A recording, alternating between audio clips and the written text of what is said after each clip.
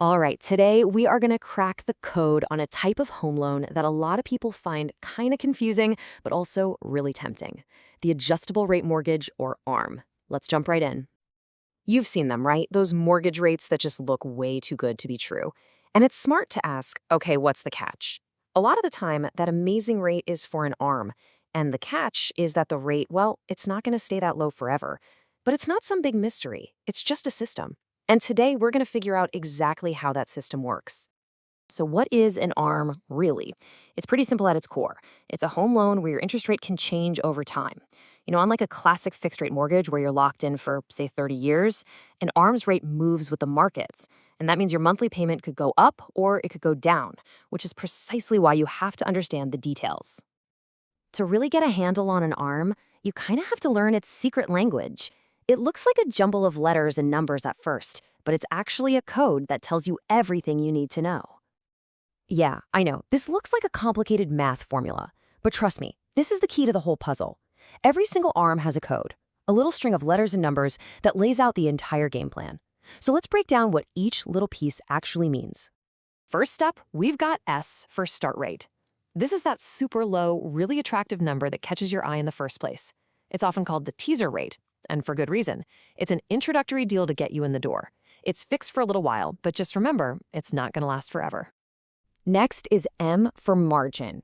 The easiest way to think about this is, it's the lender's profit. It's a fixed percentage that gets added on top when your rate adjusts. And here's the crucial part. This number is locked in. It's written into your loan agreement, and it will never, ever change. And that brings us to I for index. Now, this is the part of your loan that moves around. It's tied to a major financial benchmark, something that reflects the economy as a whole. When that index goes up or down, your rate can go up or down with it. That margin we just talked about, it gets added right on top of this number. Okay, so we've got the lender's fixed slice, the margin, and the moving market rate, the index. Let's look at how those two things actually come together and, more importantly, what protections are built in to keep your payments from going totally haywire.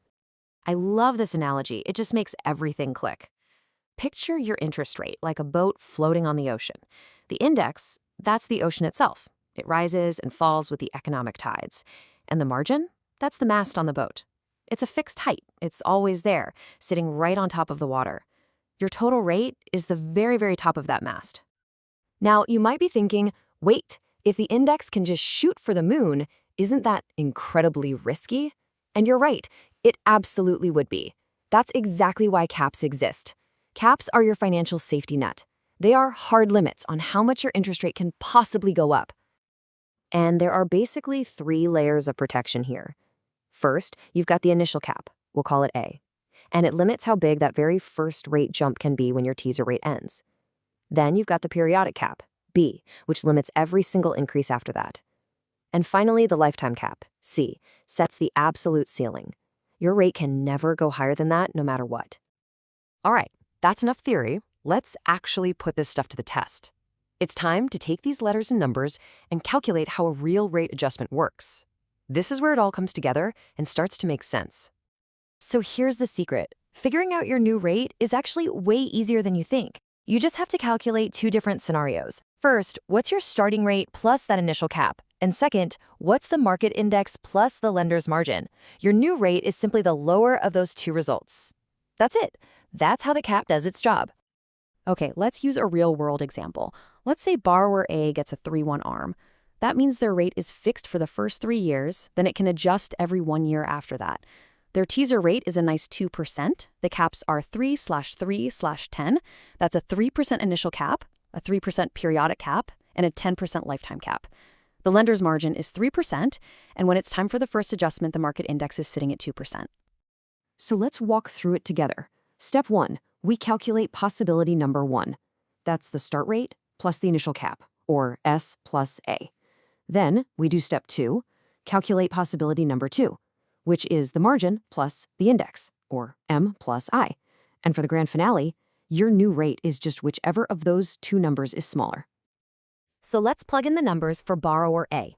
Possibility 1, the start rate of 2% plus the initial cap of 3%, that equals 5%. Okay, now, possibility 2, the lender's margin of 3% plus the current market index of 2%, well, that also equals 5%. Since we take the lower of the two, and in this case, they're the same, the new adjusted rate is 5%. See? Not so bad. So, we've crunched the numbers, but why does any of this really matter? This isn't just a math quiz. This is about being in control of your money and making one of the biggest financial decisions of your life with your eyes wide open. Because when you get this code, you're not just guessing anymore. You can look at 2 different ARM offers and actually know which one is the better deal for you. You can figure out your worst-case scenario payment and decide if you can handle that risk.